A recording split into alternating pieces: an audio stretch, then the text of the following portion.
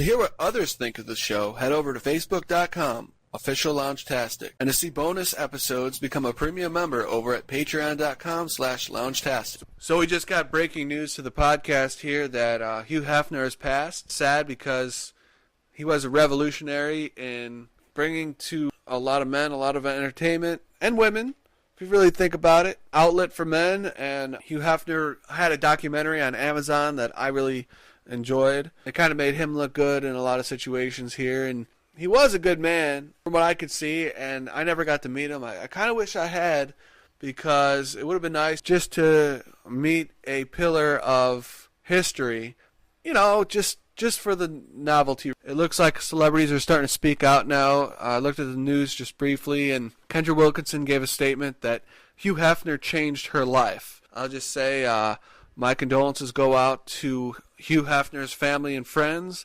It's important for us to celebrate a great man's life. Think about maybe challenging the status quo as Hugh Hefner did. Most definitely. At the end, that was his mission statement, was changing the status quo, and that's what he achieved.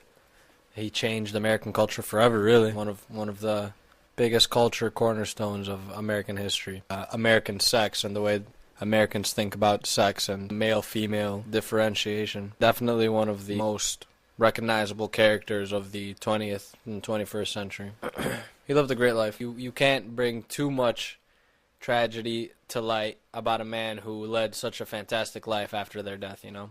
The man has succeeded in a lot of things, and he's done much during his life, and now he moves into the greatest mystery, and he'll probably kick ass there too. Hell yeah. Lounge-tastic. Lounge it up. Relax. Thanks everyone for tuning in to podcast number 10. I'm Law, and you all know my assistant Mo. Call me an assistant? Home Improvement. Tim Allen. Oh, man. You all know my assistant L. Borland. Yeah, fuck. That's a good one, dude. So, speaking of chests, I'd like to give a big thank you to our 79 listeners. To all y'all that have subscribed to us. We love y'all. And hopefully a couple of y'all love us enough that you'll subscribe to us on Patreon and become a patron of us. You know, we're just here to entertain, provide some comedic value to your life. Mo's a funny guy. People are always laughing at him. They see him walking down the street and they're like, look at that. So we got into episode 4 here, entitled Kate Goes to Church, by the people who create the Below Deck series, which is interesting because the last episode I noticed was called Jesus Saves, which was kind of a play on words or a pun. As some would say, a play on words or a pun is what the title was, is how they created it to be some sort of pun or play on words. Thank you, Paulie from Goodfellas. That was like metaphysical, like I was doing an impression of you, which is super meta, you know what I'm saying? Like we've done all the impressions of all the characters, and now we're doing impressions of each other. Damn, I was roasted and didn't even know it. So on last episode, we have Nico stressing out. Nico's got this green crew that he's dealing with, and he's also got a personal situation going on back home, and all this stress is building up. So, and he's got a Brianna hitting on him all the time. That's got to be hard. That is a tough life. I don't know what I would do if I had Brianna hitting on me all the time. I'd hold out to the last day. Yeah, I take it straight to the heart. I know you want me, but you're going to have to wait till the last day of charter so things aren't awkward. Would you believe that Nico breaks up with his girlfriend mid-season? Well, that'd be nuts, right? Yep. Melissa, I've got something to tell you. Melissa, darling, it's over between us. Why, baby, why? Because I found another balloon knot. Ooh. And she's like, balloon knot? You never said that word. Who did you learn that from? She's like, you know it's a myth, right? My tongue begs to differ. So here we are on the 4th episode of the 5th season of Below Deck. Below Deck, and only for this episode do we have to specify that they are in the Caribbean. It is the 4th episode of the Below Deck Caribbean season.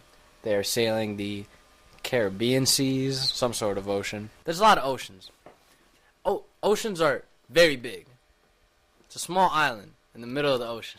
You get that one? That's Trump. That's Trump. Puerto Rico is an island in the middle of an ocean. It's a very big ocean. Very big. The episode starts out with a continuation of them out. We see Bree jump up on the pole like a pro, mind you, and absolutely just aces it. I mean, she could work here in Chicago at Polecats or the Admiral. That's the good one. I've heard that. They'll throw something our way. So we'd be like, Admiral's Theater, $10 Tuesdays. I remember Daytona Beach, my funnest activity was after the strip clubs closed down, there's an after-hours bar. Pretty much anything goes. Stripper poles in there, and all the strippers would hang out there after. I remember the strippers hitting on me, and they were like talking to me like, "Hey, what's up, boy?" And I'm like, "Am I a customer?" And they were like, "No." They're like, "We really like you." I'm like, "Okay." And I kind of blew it. But it's kind of cool. It was an after-hours bottle club. Do you know what a bottle club is? I don't know what a bottle club is. So a bottle club is you go to the store, go to a liquor store, you go to Walgreens, go to Costco, and then you bring your bottle, and then you give it to them, and then reserve a note with your name on it, and then they will pour you drinks there. That's the legal way, as long as they have bartenders doing that, because it's after hours. It's after 3 in the morning. So I was probably 3 sheets, but I was having a good time. What does that mean? What does 3 sheets mean? 3 sheets to the wind. I know, yeah. And he said, "I'm 3 sheets, man." It probably was when Captain Lee was starting out on ships. All right. They told him they're like the 1880s. They're like, well, like 1880s. That's what I said.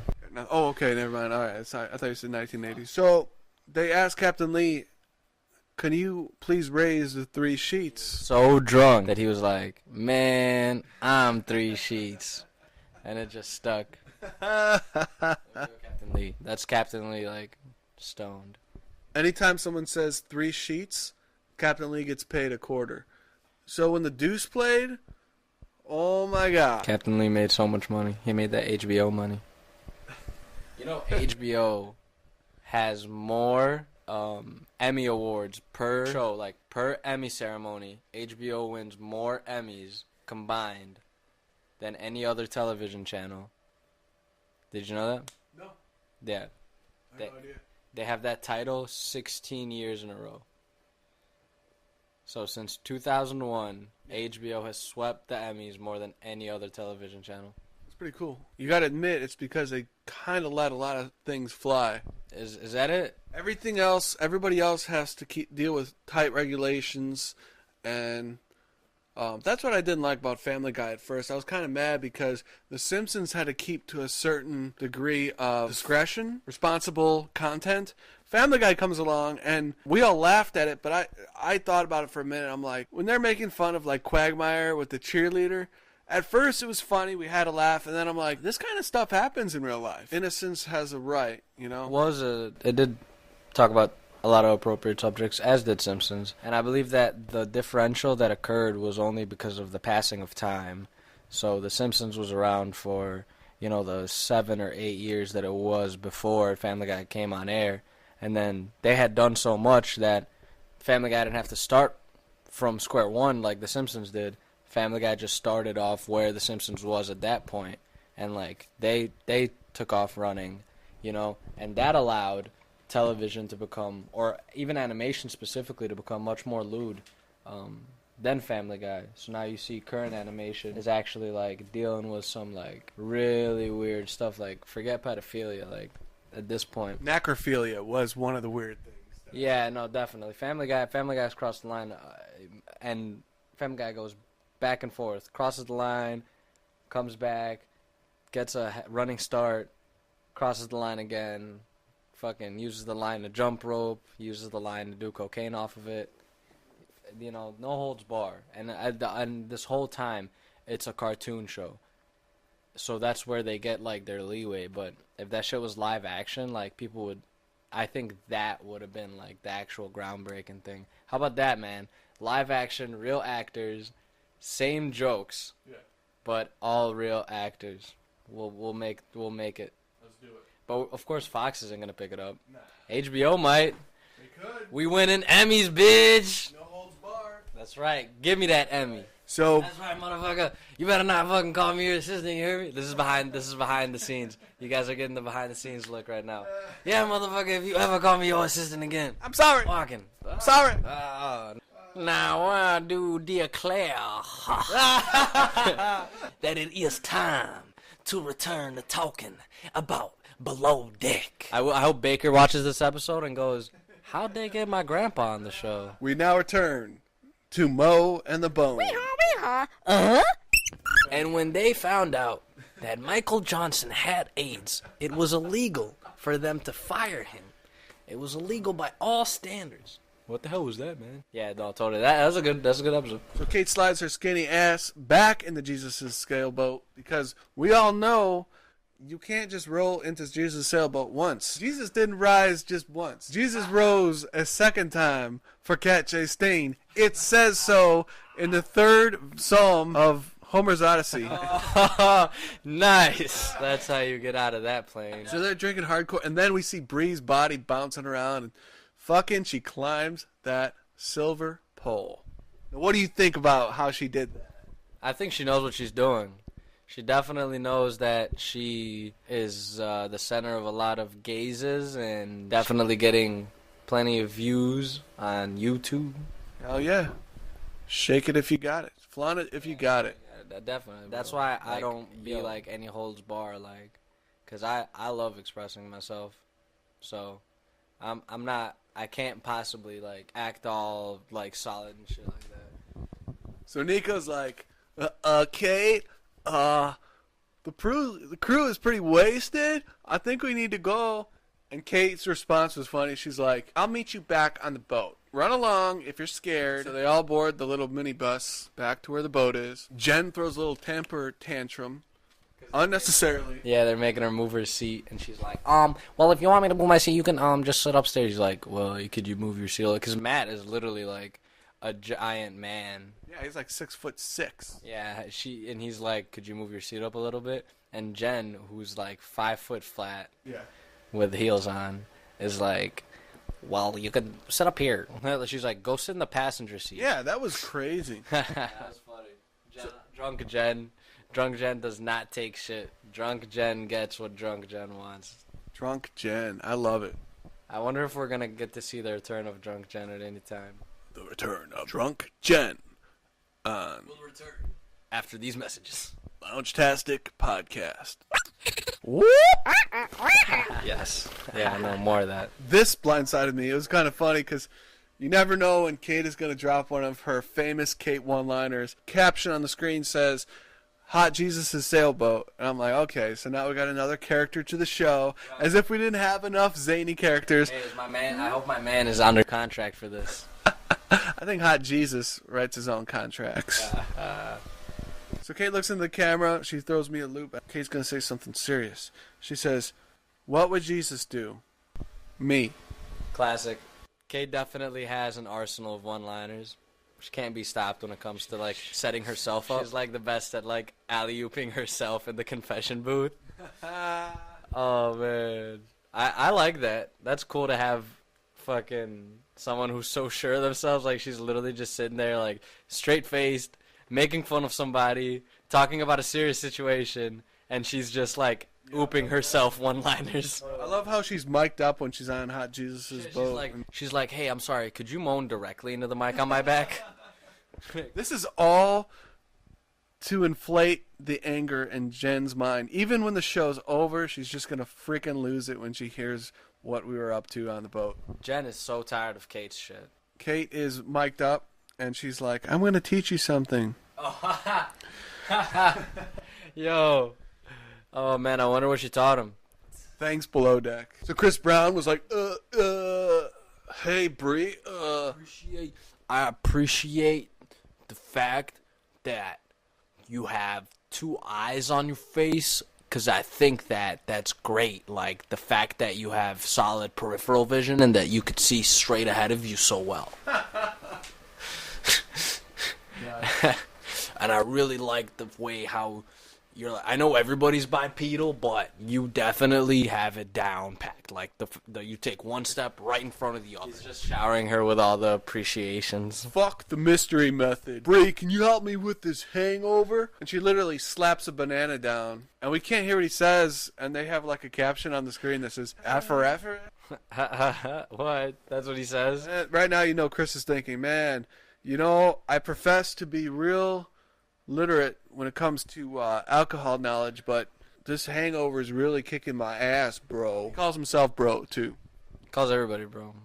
Captain Lee, think you gotta chill, bro. Well, yeah, we crashed the boat. Crashed the boat, baby. And then he cites this fact about women, and he's like, yeah, vulnerability looks good on me. The women love it. She drops that word on him, too, and she's like, I appreciate you showing me your vulnerable side, but you really look like a pussy right now.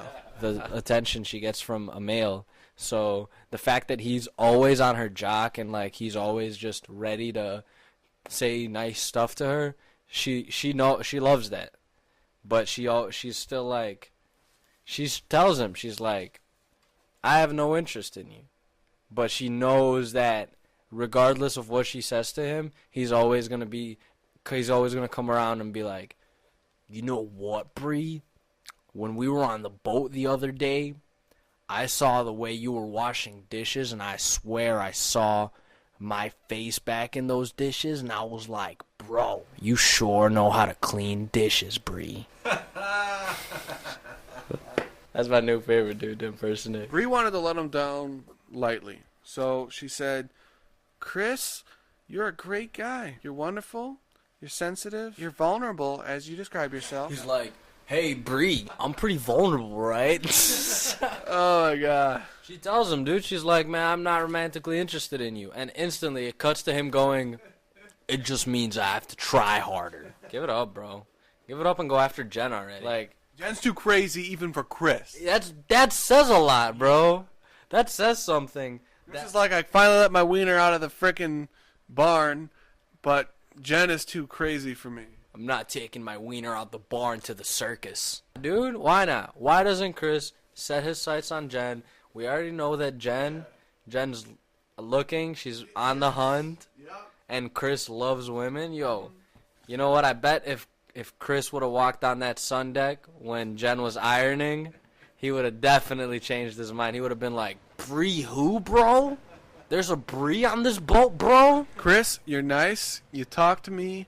You read from Mystery Method, treated me like a lady. You've watched my body from every move it's ever made. You've cited Mystery Method 6 times. You gave me an indicator of disinterest.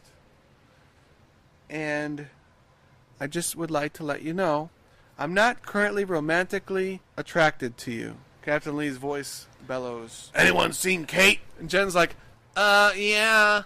She's getting baptized. And then Captain Lee is seriously confused. Born again? What's happening? Is this like in Oh Brother, Where Art Thou? Is she in a river down in Nassau? She washing away her sins because I've got some things I should probably let go to God, you know. Wow. Whoa. Where's that confession booth? No, I deflected my enlistment because I was a conscientious objector. Didn't you see the Vietnam on PBS, episode 7.3, when they said, you're going to get your ass to Vietnam or you're going to be a ship captain in the Caribbean? I regret that choice. No, I'm just kidding. Jen and Kate are talking after Kate comes back from her rendezvous, conjugal visit. What are we calling it? So Kate comes back. Jesus time. Yeah, after her Jesus time, and she's all happy and smiles, and everyone's like all on her. Nico's like, I love watching people take the walk of shame. Yeah. Like, when I was in college, I used to wake up bright and early on Sundays just so I could watch the Walk of Shame on the quad. It was literally, I would stand outside with popcorn and get autographs.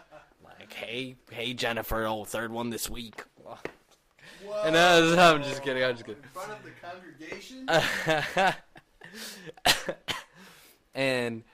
And Kate's all happy, and everyone's all excited in the morning and stuff, and Jen's like, oh my God, we need to go outside. We need to go outside. We need some sun. I think we should iron outside today. And Kate completely hypnotized. She has penis in her system now, so she's definitely in she's in homeostasis right now. You know, she's balanced. She goes, yeah, that's a great idea. Go get the ironing board. Like, what the fuck, dude? Man. Seriously, that's the worst idea I've heard. Like, holy shit. All the things you could do outside, this chick wants to fucking iron outside. Like, and Kate, oh my goodness. I don't even want to get into the reasons why I think it's a terrible idea. I just want to get right into how it actually happened. Yeah.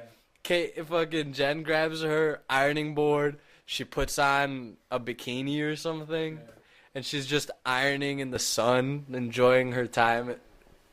I think the stories actually lined up pretty well with how Jen told the story in the first episode, how she dated a guy because he had a boat, or was that Brie? I can't remember. No, that's Jen. Is that Jen? Jen has a boat complex. Yeah, a boat complex. She likes big boats, and she cannot lie. And freaking Kate was dating a girl for a while. I'm pretty sure it was very similar in that Kate was going around, man, that was all right, but I'm going to need something a little else in my life right here. And she met the guy. He had a boat, and he had a penis. If you can imagine a guy with a penis. So, I can't imagine. He had those three things. She crossed it off on her Kate checklist. What does he need to do, right? What does a man need to do to interest me? Alive. Check. Boat. Check. Pulse. Check. All right, he's good to go. And she's like, you know what? Once you go, Jesus. You suck on his penis. Whoa! We got out of Jen's not-so-solid idea. We got a frontal view of some fantastic assets. I can't believe we saw Jen's boobs. I'm so happy. I hope we get to see them 1,000 more times. I was like, man. Because I was waiting on them. Because I knew they were going to be majestic. I don't know how I knew. You know, I'm pretty good at guessing. But, man, I feel like Kate felt. You know what I'm saying? Kate met Jesus, and she is satisfied. Nice. And I met Jen's boobies, and I am satisfied. That's like a Snickers bar. Like a Snickers bar. If we ever find out Jen is in Chicago, you know we're going. Hi, Jen. I'd like to meet you. Hi, Jen. I'd like to make you come on command. And then she'd be like, wait a minute. And she'd be like, oh, yeah, you know what? I did say that. Now they get into training, right? Nico starts training his deck crew just so they can start getting ready.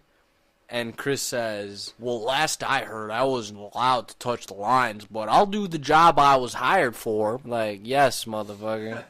How long do you think your engineer and your first mate was going to keep doing your job? You better start getting used to being a damn deckhand. Damn dirty deckhand. Freaking, he's like, oh, I thought I wasn't allowed to touch lines. Like, bro, you better start paying attention. Freaking start bringing the energy up a little bit.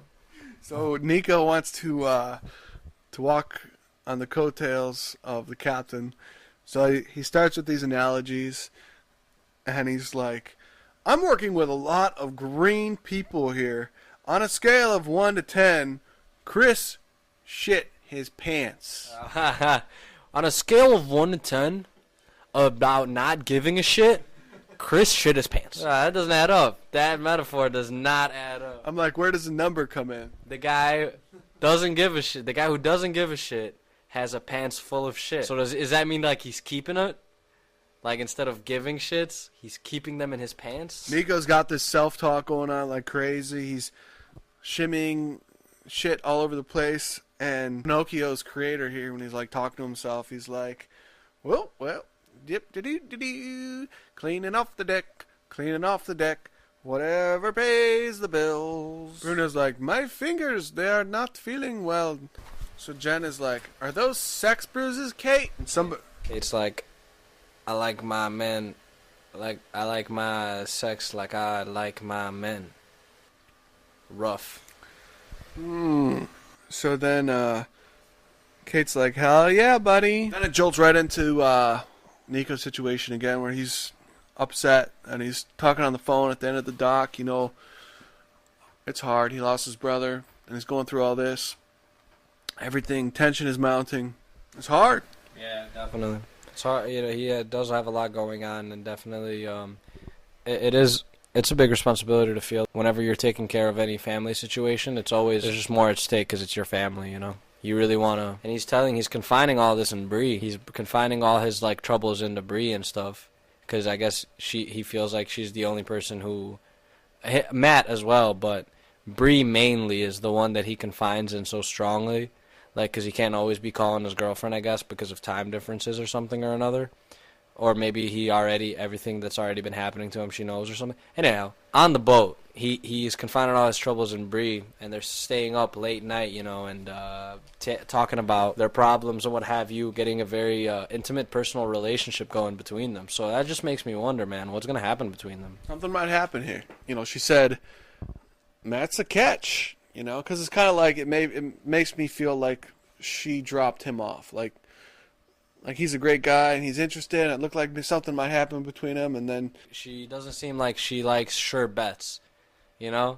She likes something on the rocks. She likes something edgy. Yeah, there you go. Matt's a little too safe of a bet. Chris is a little too straight of a shot for her, and then Nico's like a bumpy dirt road. Something that's definitely not a sure bet is this crew safely landing the boat at the pier. Apparently, they are blind. Like, they are cutting all the lines, to safely undock the boat. And all three of them are staring at a line that has not yet been released, knowing that the boat is about to start moving, and they're staring at this line like, I wonder what's going to happen. And, terrible to see that happen, man. Crashing the bow, that's ridiculous. What could they possibly have been thinking about? Bruno was probably thinking about tongs. Chris Brown was thinking about Chris Brown things. Brianna and fucking brown liquor. And then Baker, I don't know, she's probably thinking about Kentucky Fried Chicken. No. And then they were all just too blind to warn the deckhand. So here we go. We've seen this preview a few times because I'm glad that I finally saw them crash the boat. I was waiting for that.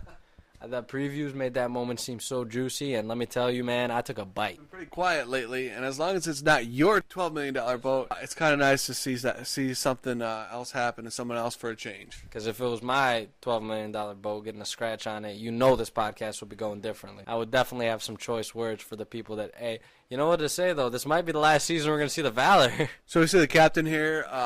She's got some damage on her. You're not going to see that boat again. The boat's gone, man. Well, it's going to slowly sink, and who's going to be sinking into the water? Bruno's going to be sinking into the water, and wait for me. Yeah, exactly. I go into my hometown, and I will tell them tales of the sea.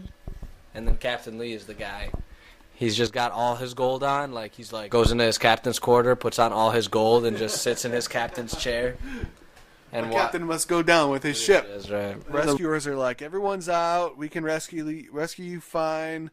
We don't have to go to old sailor folklore.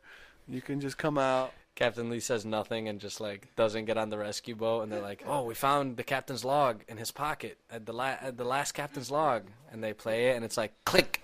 And he's like, "God damn it!" His final words. Captain's like, "Well, we've got a normal group of charter guests here. There's nothing crazy about their preference sheet. They seem normal. They seem calm, cool, collected. Let's prepare to get absolutely fucking bombarded by these motherfuckers." I mean, Captain Lee has experience dealing with a charter that's only ladies. Remember that one charter that was all ladies that like really wanted to have dinner with him? I do. Captain Lee has experience. He knows how to handle those ladies. You know what I'm saying? He's got strong captain hands from driving the boat all day. He knows how to handle a charter full of ladies. Cut at the scene of all three deckhands tying knots as Mother Hen Nico watches over. Baker says, "Goes around the pole, falls in the hole." And then Nico's like, "You need to watch your language there. We're supposed to be professional on this here ship. No sexual talk of any kind is allowed." Do you actually have sex? Baker. No, I like Baker. She's kind of like the remember Jen from the Danny season? Yes. You know how Jen was just like, she was an integral part of the boat and everything, but she wasn't necessarily adding or taking away from any of the drama or anything that was happening on the boat. She was very neutral. The Baker is a very neutral force. She's just like very feng shui. She's part of the flow, you know. She's not like a clog in the system or anything. She's never getting in fights or trying to bang anybody. So Nico's like, I want you all to tie a bollard knot. And Bruno's like, knot? A balloon knot? Nico's like, no. Bruno's like, a party knot? Nico's like, no, Bruno. A pretzel knot like in the Germany? No, fucking Bruno. That is all the knots I know, because, you know, I've only had 24 hours to work on these knots, and I'm tired. So Bruno's whirling the knot around in the air, and Nico's kind of rolling his eyes like, this motherfucker. Like, you know, Bruno looks like a beauty pageant contestant with, like, the act where they're whirling the string around in a circle. Ribbon girls. And Chris Brown is like, I learned this shit on YouTube, how to tie knots. Yeah, I learned this on YouTube. I was watching those videos about how to be more charismatic, and between videos I would watch knot videos, and that's why I picked it up so well. And that's also why I know how to be charismatic whenever I want to. Doesn't everyone like me? Don't you? Nico? Bruno? Baker? I don't know. I know that people don't appreciate nonchalantness. Like, even though that it's like being chill and stuff and just being laid back, but people do not appreciate that in a work environment. Like, if that's who you are in real life, that's cool. Like, I'm sure your friends love how fucking laid back you are. You know, I'm sure, like, it makes your life easier to be way more laid back, but the people at work cannot stand that. It's like, dude, if you're gonna do everything without any chalantness, we're gonna have a problem. Because they feel like, you know, you're like doing everything less than satisfactory. You're just doing stuff to get it done. And yo, it showed. Like, Nico is tired of Chris Brown.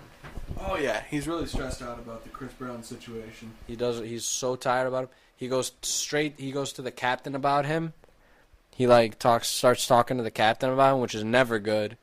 That's like, the captain looks at his next in command for status on his crew, and Nico tells the captain about Chris Brown, yo, and like now the captain's looking at Chris Brown like, you know, a bag of trash, and bang bang, what do?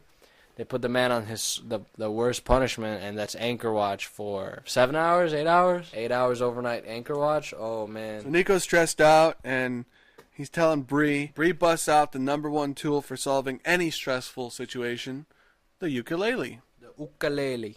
Well, I'm only a beginner, so don't expect too much. And then she starts fucking shredding.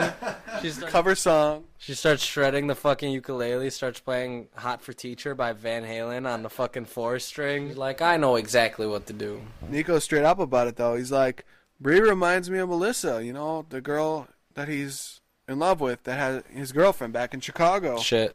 I think that's just guilt. I think they are nothing alike. And he's just feeling some sort of way, like, because maybe he's just like a projecting person, like, so he's projecting all his emotion that he would be towards his girlfriend if she was around him, right, to like Bree. He's like, oh yeah, he's giving her all his boyfriend emotions. Great to Bree. Yeah. So we hear Captain Lee's voice. 1 hour till the guests arrive. Jen's like, well, they seem like really easy people from what I've heard, and I don't want to get too comfortable.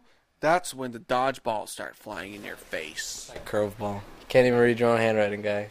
Jen's looking at the preference sheet with everyone else, and she's like, well, she looks like a real housewife.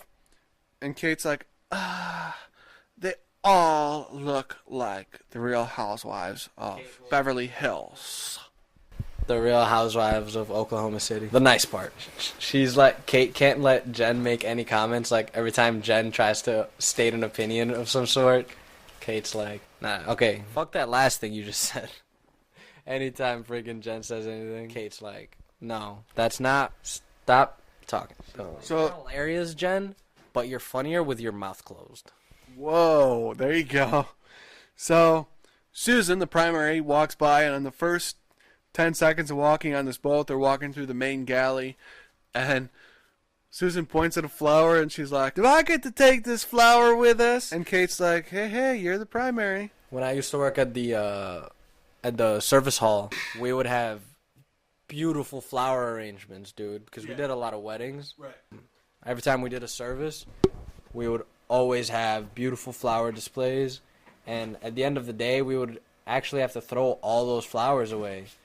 So we would have, I'm talking the biggest hefty bags, you know, you can get, full of like all different types of flowers, weekly basis. So I used to always take a bunch of, everyone would do this.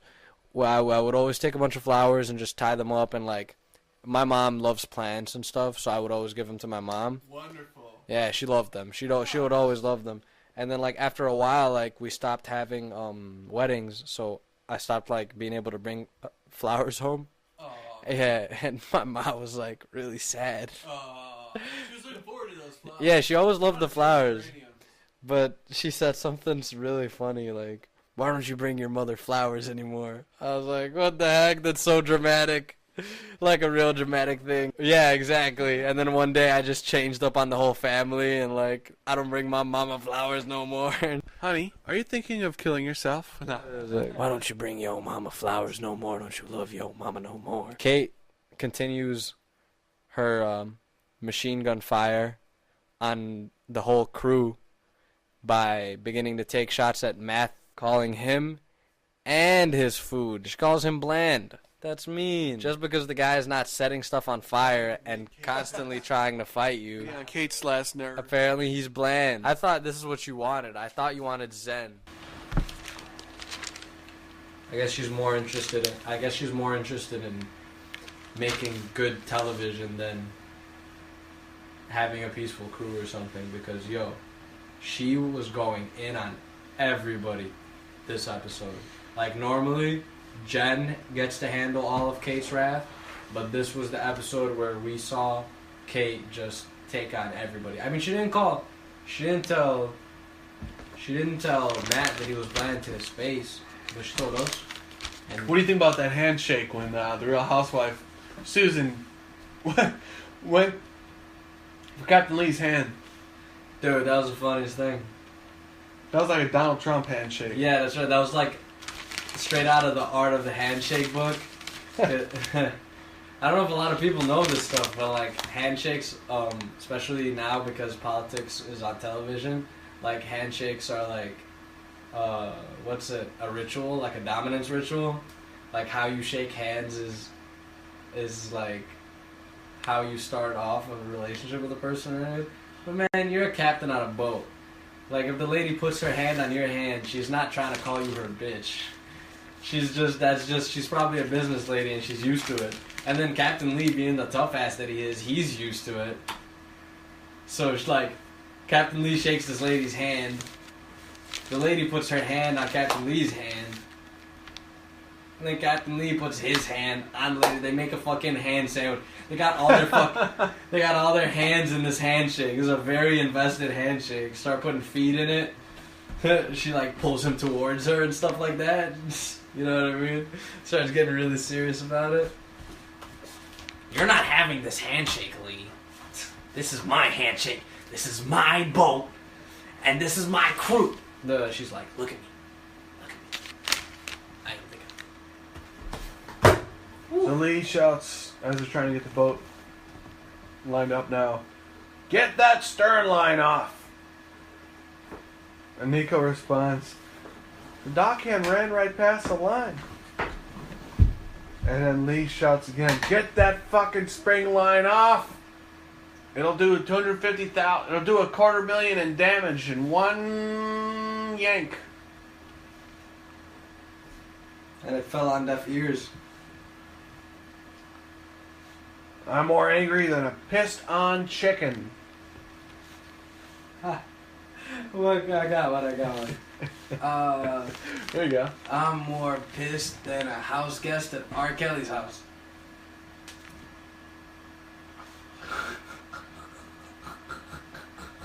Oh man, leave R. Kelly alone. I was watching Barbershop yesterday. Yeah. The newest one with Ice Cube and Common. Yeah. That one comedian, I forgot his name. He has like a 3 name, which makes your name way harder to remember than a normal person with 2 names. Yeah. Oh man, but like he was like, leave R. Kelly alone. Y'all know how much good R&B music we missed out on because y'all don't want to leave it. Anyway, that's why I came up with R. Kelly. Hit us with another one, Captain Lee. I'm more pissed than a Russian girl in a hotel at the Kremlin after Donald Trump got done urinating all over me. And they made a pee tape. Man. So Kate makes it very clear that she's on coffee duty now because when the captain's mad, coffee's got to be right. Kate makes it clear to Nico, I'm on coffee duty now, Nico. Nico's like, shit. You know what this means. I've been demoted from coffee duty. That's like a pre-firing of your assistant at a law firm. Yeah, Nico went from coffee duty to brownie duty. Now he has to go kiss some ass. So Captain says, Nico, to the bridge. Nico, to the bridge. Nico walks in, rolls in, and Captain says, how you doing? Nico says, well, actually, Captain, going through a lot of pressure. Bruno seems to be improving in all aspects. Chris Brown, Someone to talk about. barely. Someone to talk about. Are you sure? Was that a different time? Did we see the girls dancing around and But someone does says... talk about, Captain Lee does talk about with Bruno, he's like, what kind of dumbasses are on this boat? What kind of dumbass crew do you have, Nico? Are you a dumbass? Look at me, Nico. Are you a dumbass?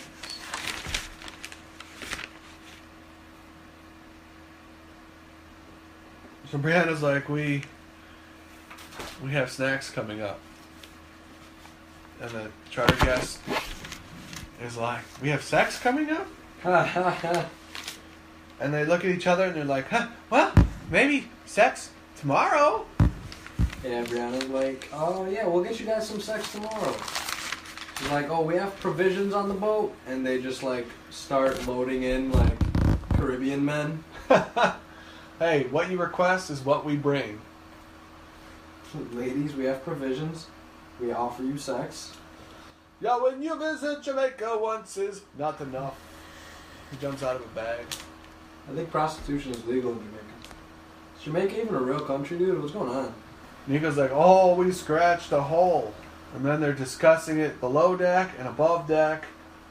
And Nico keeps saying to the point that's making me a little bit nauseous. He keeps saying, he says, it's all our fault.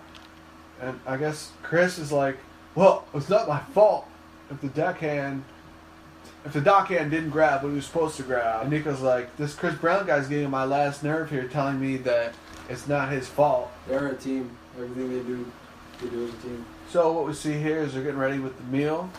And a racist comment is made toward the Chinese. Oh my goodness, bro. He says it's chicken with Chinese salad. Sesame. Chinese chicken. He didn't say this exactly. He said chicken with Chinese salad. He didn't say... No, he said Chinese chicken. No, he didn't. He said... Oh, bare naked ladies. He said the chicken in China, the Chinese chicken. Oh, eat a drumstick and your brain stops ticking. No, he said... Watching X-Files with the lights on? Bree was like, what's for dinner? And he was like, salad with... Oh, I cannot hear you. Oh my god. Oh my god. So we hear Kate's voice talking to Bree. You did so good today. Then Jen's walking up the steps. She's like, Bree, you're such a good person.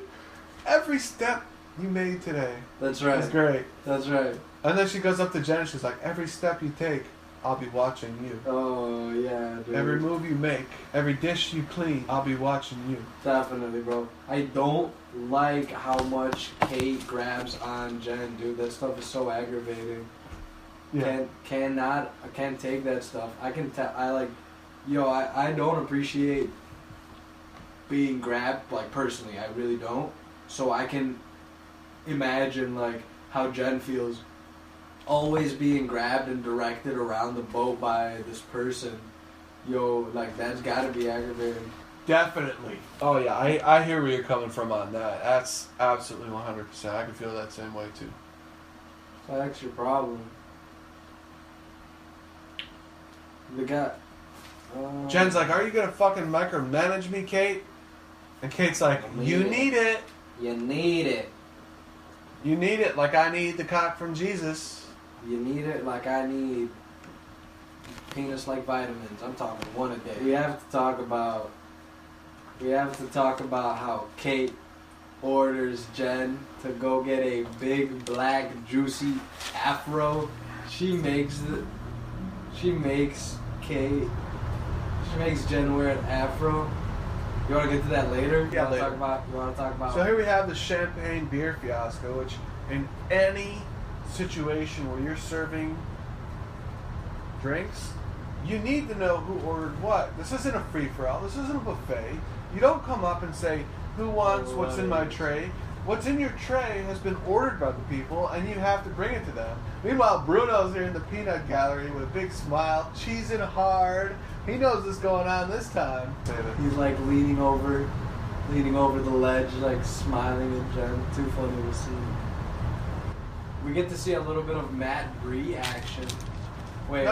The guys are chill about it. They're like, okay, well, because Jen's like, does anyone want a champagne? And it's like, and then the charter guest is like, well, yeah, I'll have one. And then the other charter guest in the corner is like, no, that's my champagne.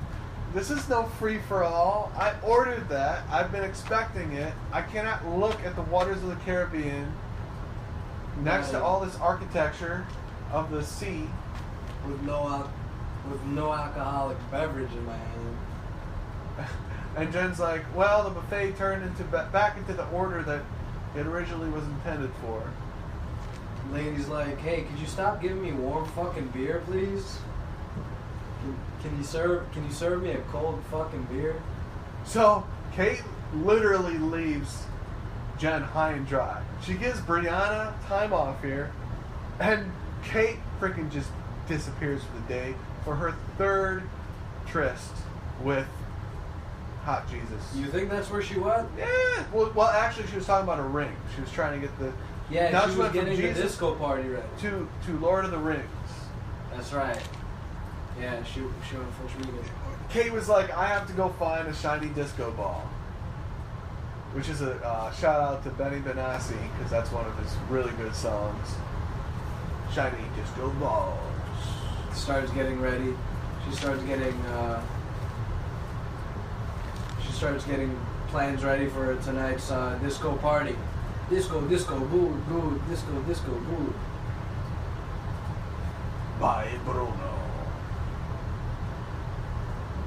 So here we see them all.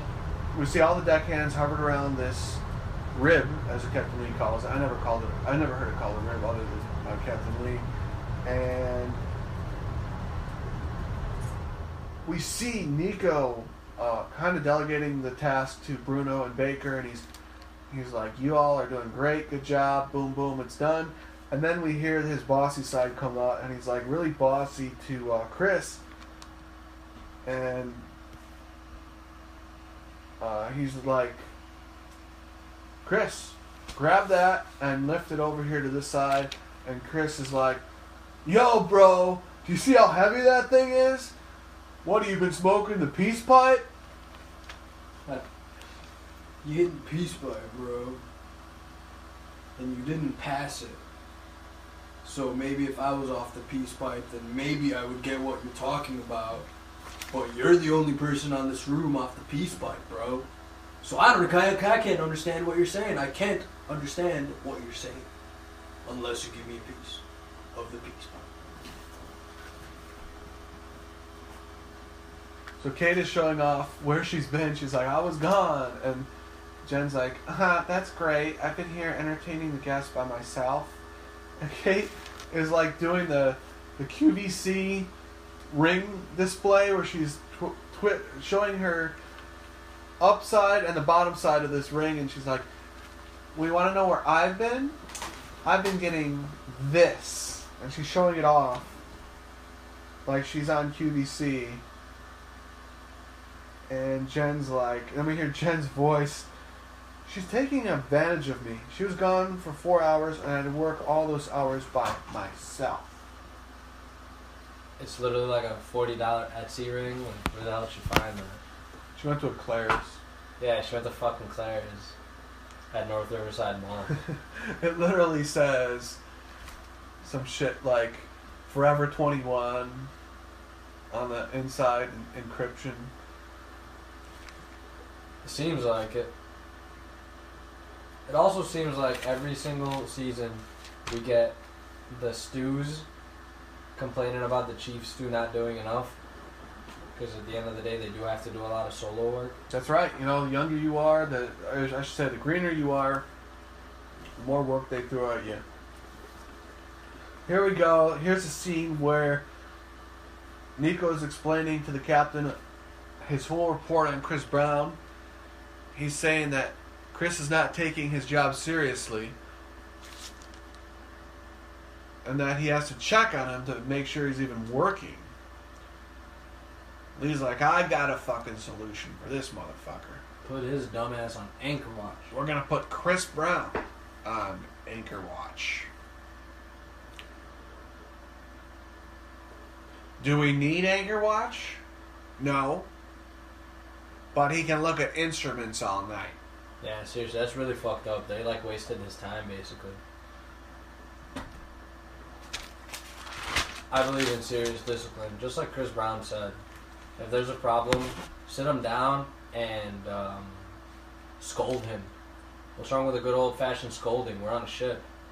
Don't freaking passively aggressive make him do some useless busy work just so tell him to go fuck himself.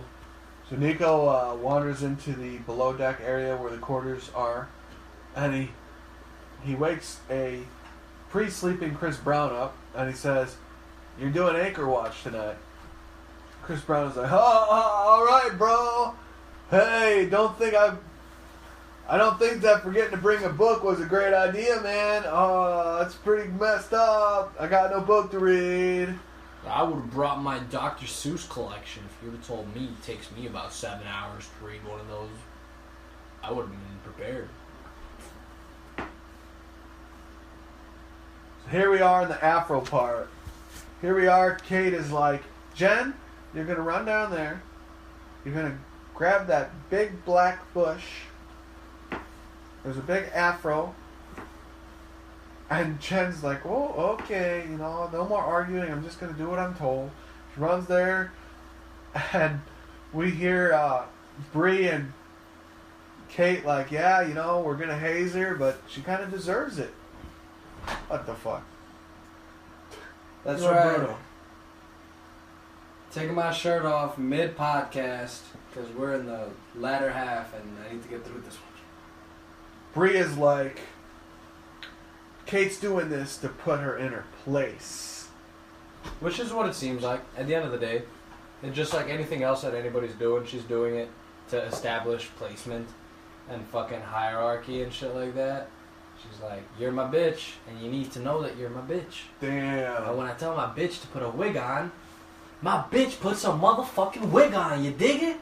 Okay, now we're in the deuce. That's some straight deuce action. Right on below deck. Below the deuce. Below the deuce's Kate deuce. pimping Jen right out. Now if you thought to be disingenuous to me, you will be feeling the heat. That's a good CC impression, dude. He's like, "Cece, I would never do that. Don't talk like that to me." CC better see his bitches wearing some wigs.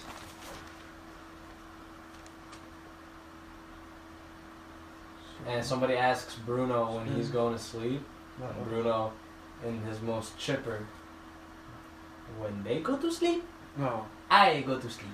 We see Bruno with a hose, and he's got the smile on his face. Yeah. When they go to bed, Bruno gets to go to bed. So When they take a poo, Bruno gets to take a poo. Bruno gets to come in, inspect pool. Okay, the fiber is good. Not Good that, job, Matt. Good job, Matt. Taking care of our guests. Yep. And Kate, Kate.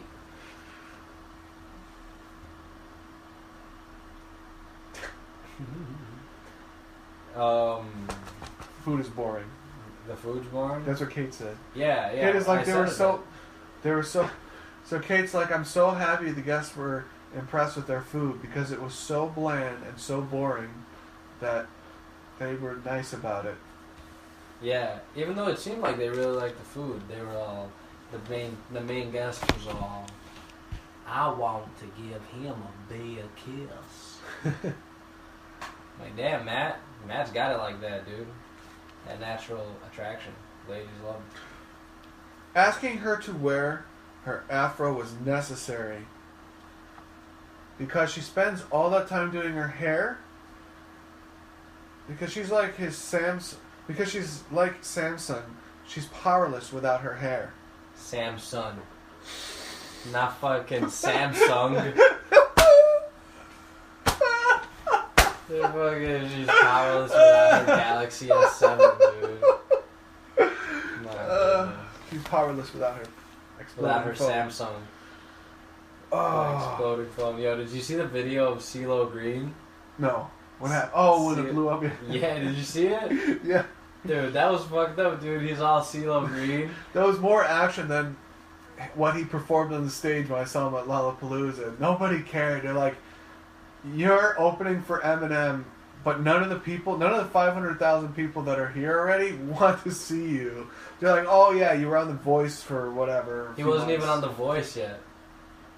The Voice wasn't even out when Eminem went to Lollapalooza. That was like 2013. Dude, that was the funniest video in the world, though. He's just sitting in the studio being fucking CeeLo Green. Yeah. And the phone explodes and he, like, falls off his chair and shit. Oh, no! Miles Barkley can't take this kind of heat! That's what he gets for working with Danger Mouse all those years. You hear this, Danger Mouse? Fuck you. That last Black Keys album was garbage, son. Pine King Mints? Pine King Mints? Something about mints. One. Yeah, mints. Shit, where was I? When they were passing out dessert, and Jen was all. Jen was like, he was like, hey, could you help me? Just grab the biggest sleeves you could find. Just grab like 7 of them. And Jen's like, okay, 1. Dead silence. Complete fucking silence. And Matt is like looking at her struggling and he like tries to alleviate her pain. He's like, just forget it. And she's like, no, I can't start a task and just leave it there, which we know good and well. She's pretty fucking great at that. Jen's like, why are you micromanaging me? And then Kate's like, because you can't count fucking 2 mints before you get distracted on something else. And Jen gets flustered and storms out of the room like, I need a moment. And Kate's like, and then she starts to have this massive panic attack breakdown. Yeah. And Kate's like, there are a lot of things to do. And Jen's like, you're micromanaging me. Yeah. And Kate's like, there are a lot of things to do. And she grabs her again by the shoulders and starts pushing her out. She's like, there's no touching rules here. We're in international waters. You're my bitch. You see how many epaulets I have? She literally shakes Jen by the shoulders at sometimes. Like a rag doll. Yeah, like she grabs Jen, she gets a fucking firm ass grip on Jen's very small frame shoulder and shakes her like she's making a fucking martini with vermouth. So then we pan to the kitchen here. Matt uncorks a bottle of peanut butter, puts the cap down. Bree lovingly melts and says, Matt knows me. It's so funny. It's so funny when chicks appreciate like something really stupid like that. What the fuck? I'm not talking to that mic anymore, bro. I didn't. I don't know. I'm gonna go get my own mic now. Smells like You're nuts. Gonna fucking scratch the mic with your nuts and shit, and then put it right back in my fucking face. Like you're not. That's as far as it's getting. Alright. Oh my god. And then the biggest twist of the episode happens, which I saw the preview of it, but I kind of forgot about it. But I thought this was the biggest twist of the episode, which was Kate and Bruno getting into it. Like, first time all season that we've seen Bruno get riled up, and it's against Kate. Well, no, second time, because Bruno got riled up against Nico. The first time, he's like, you're saying I don't work? And then once again, Kate's like, can you go entertain the guests? And then Bruno's like, I'm tired. I want to go to sleep. And then Kate's like, well, I want you to take some initiative here. And Bruno's like, why do you tell me I do nothing? You don't see Bruno work. You don't see Bruno hose down. Wipe down the whole ship, backwards and forwards and backwards one more time. This is time for Kate to jump in and being over-aggressive. And even though most people realize it's time to back down, the guy's tired. You're not required as a deckhand to jump up like a dog and entertain the chief stewardess at every whim. He's at his last wit too. If you have been working 18 hours a day for 5 or 6 days, as Bruno has, you probably would have walked back too, because his main task now is wrapping everything up. He's memorized everything he's got to do, and then Kate comes at him with, here's another task you didn't expect to do. You're tired, you're weak, you probably don't have much energy left, but go and be a circus clown. Yeah. Be a seal with a ball on his nose. That wasn't working. The guy was she shouldn't have pushed herself so hard. It actually made him like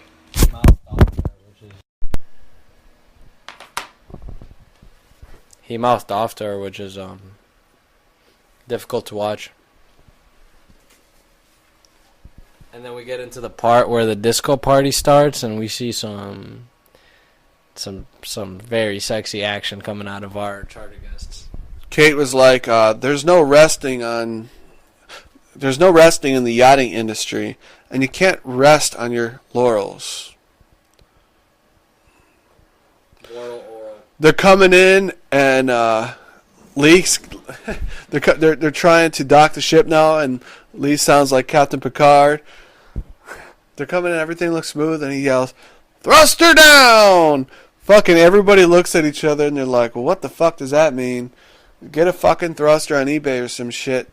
And then come charging out of the main salon, Matt, to the rescue.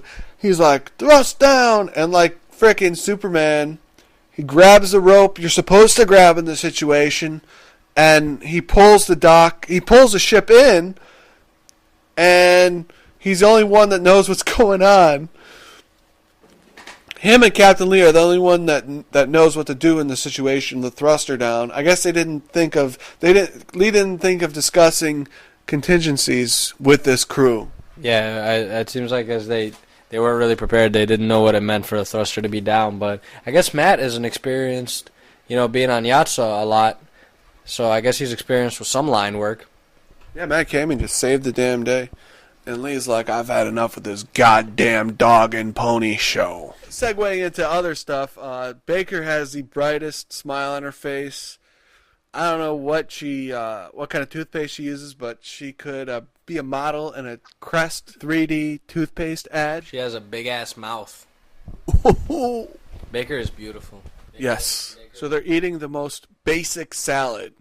Fucking baby arugula and fucking sprouts. I mean, it literally looks like a salad you could go to your local grocery store and just pull off the shelf. Out of like a plastic container or something. I saw spinach leaves and I saw romaine leaves.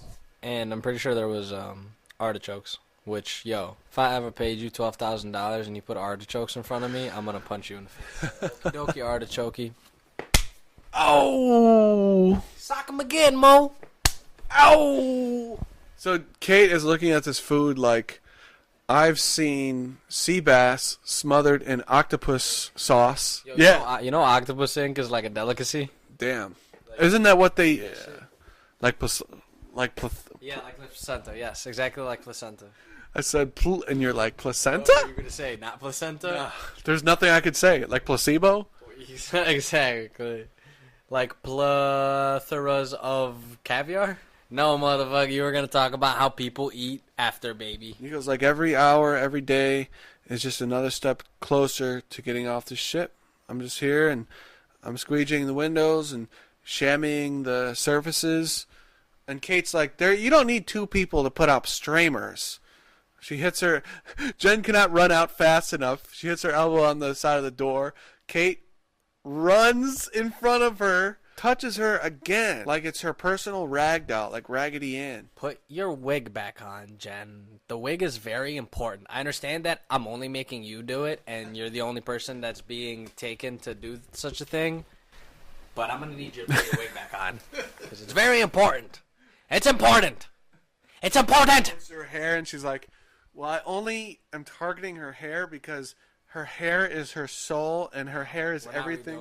Her hair is her soul, and that's what I wanted to attack first whenever I attack an entity. I dig my claws right into their soul. That's funny. How else? How mad Kate was when, like, Jen passed the wig off to one of the guests because Kate knew that, like, she can't bring it back. Yeah. It wasn't for you. It was for... Excuse me. That wig was not for you. That wig was for me to establish my dominance, and you just threw off my entire team dichotomy. In Kate's head, she's snatching the wig off the guest's head and Smashing it onto fucking Jen's head. there are more elbows bouncing around in there than And in... a roller derby. We just talked about him. The pisser guy. There's more elbows bouncing around than in R. Kelly's mattress in 2002. I already said a roller derby. There's more elbows than a roller derby. There's more elbows bouncing around the kitchen than asses and elbows fair in Lauderdale. Ass, elbows, ass and elbows, ass, elbows, ass and To elbows. make a point, they're flashing back here because Jen's like, you're calling me a slacker? What about when Kate was up in Hot Jesus's boat? Yeah, seriously. Slacking is wacky. Yes, slacking or whack off. And Jen and Kate, the Jen and Kate show continues. This is going to develop, bro. I say this every episode, and every episode it gets deeper. You were right. I mean, it's not even that hard to say. You knew that they were going to be the ones that are going to start getting in a fight, and every episode they're getting in a new fight. Nobody pays much mind to Baker. Baker kind of fades away. She's been scrubbing on that same dish for like the last 25 minutes. So then Kate tries to pawn off the wig to Bruno. Bruno's like, I'm not going to put the wig on. Like I may be intelligence challenged, but I'm not so stupid to wear a wig. She's like, why aren't you going to wear the wig, Bruno? He's like, because I am tired. I was like, do you see my perfectly parted hair? That's what I'm thinking about now. Exactly. You better do me a favor, Kate, and fuck off. Women are really getting into this disco party because they probably remember disco back when they were a little younger. Yeah. There's no music playing, and yet they're getting freaky with it. So footloose, dude. They must have had music cranking a few minutes ago because they've got some kind of rhythm going on. So Matt's like, are you a night lady? And Bree's like, yeah. So Matt is like, well, good night, lady. So smooth. So beautiful. So natural. So we got these glasses guys. I don't know. They look like they're coming out of like some undercover, like the FBI had them in witness protection, and they got all these nerd guys coming out. They're like, oh, wait a minute. That's freaking Nico and Chris Brown. I guess their contacts must have dried up because they look like freaking two Millhouses now. Like, Frico Nico went to like Urkel all of a sudden. Like the white Urkel.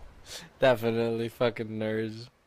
You said, as you said there, with a pair of bifocals resting on your nostrils. Did you see the disdain on Chris's face when Nico's like, come over here by these instruments you've been staring at for 7 hours, and Chris wouldn't even lift his chin to look at it. He's like, I've been looking at these instruments for 7 hours, and I'm not really even sure right now if this was a punishment. It's like after 26 years, I didn't have sex with anybody for 26 years, and I'm not quite sure if it was a punishment or if it was a mistake on my part. They must be trying me. It's like, if you're punishing me, just tell me to my face. I like to be punished honestly, though.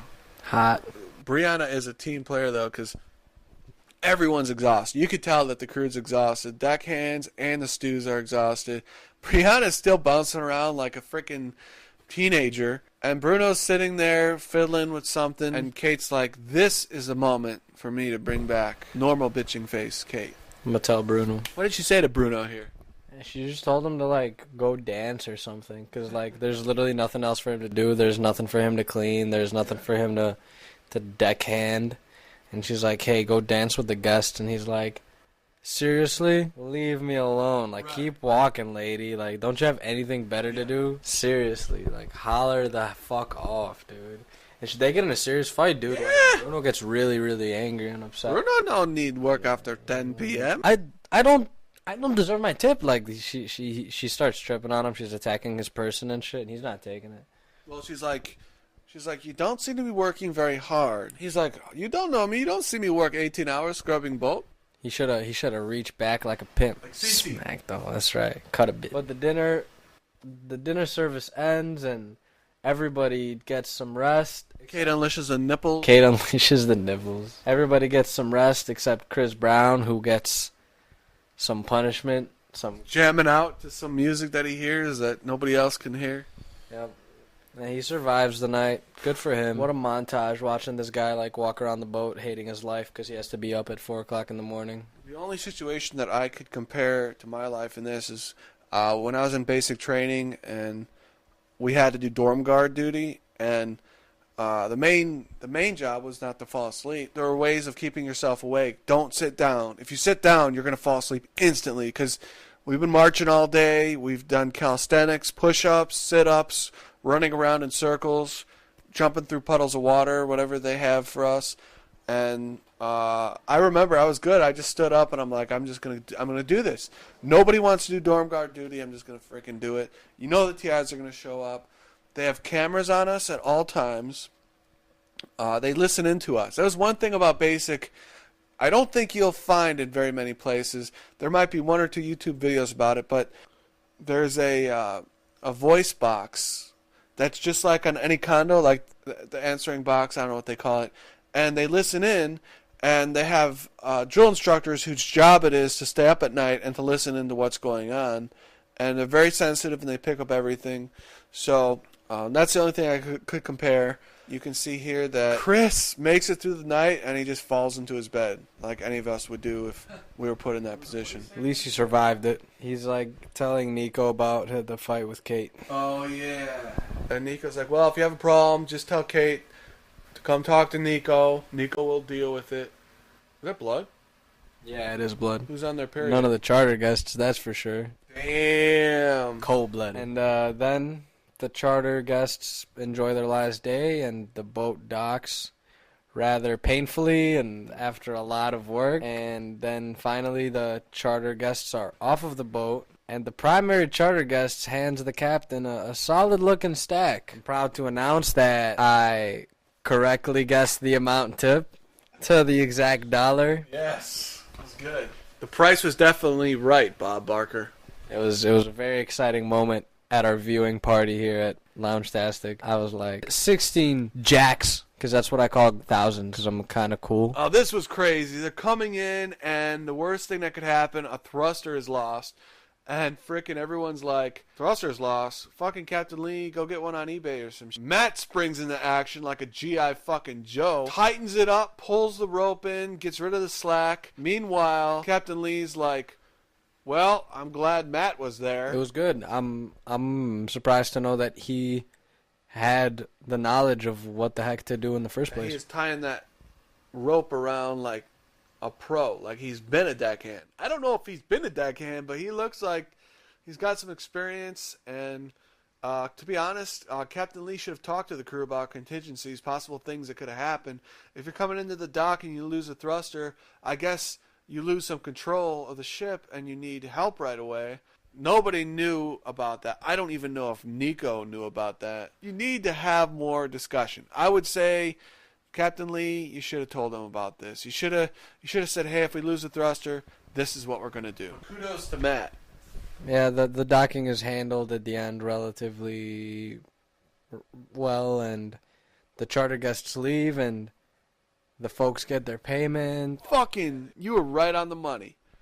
And then they split their money, but not before Captain Lee drops some mood-changing news. I fucking promise each one of you motherfuckers there's going to be a change in the configuration of this crew. In other news, we got 16 large. Listen to me, bitches. I'm gonna configure the shit out of this crew. You guys are about to get reconfigured like a fucking Rubik's Cube. You hear me, goddammit? And if you think that's a fucking sexual reference, hold on to your rectums tonight. I'll reconfigure those in a fucking jiffy, buddy. You're not ready. Bruno, I'm looking at you. And then Baker, I'm looking at you. And then back at you, Bruno. Bro's like, does this mean I get a free plane ticket home? Because I'm ready to just get the hell out of here. Who do you think is going to go? Who do you think is going to stay? Oh, I can guarantee. Oh, man. I think if the captain heard Nico's stipulation about if so-and-so doesn't leave, then I'm out. If Captain Lee heard that, Nico's definitely gone. Right, you don't talk to the captain like that. Don't set a stipulation for the captain of the ship. I think that Nico might be gone because in the preview he's yelling at somebody. If the captain is within earshot of that, or he gets word of Nico's expression like that, Nico's out. And previously on a Caribbean season, Kelly said that. He stipulated that if the captain didn't get rid of this certain person, that Kelly would be leaving. And the captain said on a post-episode of that season, he said, if I knew Kelly's stipulation, I would have had his ass tossed off the boat. You don't stipulate with the captain, dude. You chill out and you take the punches and you shut your mouth and you earn your money and you earn your stripes and you move on. Nico's like, that was all of us. And we only heard one little voice in the background from Chris, and he's like, it wasn't our fault. The dockhand didn't grab it. And Nico's like, I've had it with this Chris guy. You can't keep saying that it wasn't his fault. It was all of our fault. And then we see Chris here like the captain should not have shaken us up and rattled our cage like that because now there's no work ethic. Now we're fucked. Now we don't feel like working anymore. Yeah, that's just his opinion, though. That's kind of a lame opinion. It's kind of like the lazy man's way of thinking about the situation as opposed to, taking responsibility for your actions. Let's get it the fuck together. Taking responsibility for what you should have done. You should have shouted at that deckhand. You have a voice. I mean, you all are not mutes. Tell them. Say, hey, this needs to come off. Spring line's still on. Right now. This jeopardizes us and our careers. Yo, Apple Jackson Cinnamon. Whoa! Spring line's still on. Yeah, so then is like, fuck it, we're all fucked, so we might as well go out and have a good time. Baker's attitude is exactly what I would have said, is we all get yelled at, let's all go out, let's have a good time. Get fucked. Brianna gets inspired by the disco party that she went to, and she puts on 70s attire, like these nice bell-bottom jeans pants, with a cut shirt and all of this stuff. And Nico seems to be enjoying finally getting liquored up here. He was a little drunksy before, a little pre-gamed, and now he's full-on drunk, and he's like, yo, Matt, you could totally have her. You're the only one that she'd have on the ship. And Matt's like, you think? Really? And then he kind of gets nervous a little bit here, and he's like, well, I want to take you on a date, Bree. And Bree's like, oh, she just melts into a pool. That's right. She couldn't handle the situation, and she accepted man's invitation for a date. So they're at this place called The Refuge tonight, and it looks like that is inappropriate. A lounge and a restaurant. Maybe. You don't have No, I'm just kidding. I'm getting overly sensitive. You don't have to live like a refugee.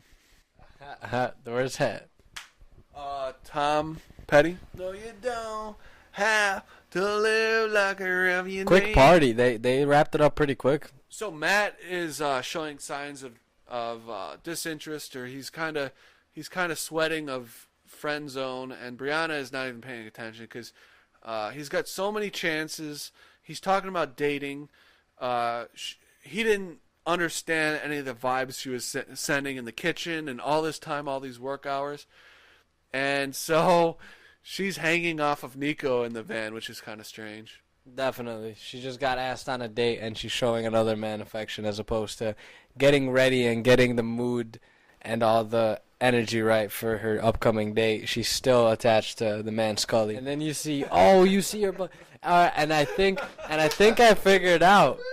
I figured out how Jen gets that rip in her jeans. How does Jen get her rip in her jeans? I think when Bruno picked her up, he might have ripped her jeans, her old Navy jeans. You see. What is she doing under the table? I didn't notice that the first time. She's hiding from Jen. Jen starts looking for Kate, and Kate is like, "No, it is not the time. I cannot deal with Jen," and she goes to hide away from Jen. I like how Nico has the Below Deck Facebook page up, and it's like loading like Windows 95, and like Nico's checking out what they're saying about him because they're showing I don't know, maybe they're showing previews.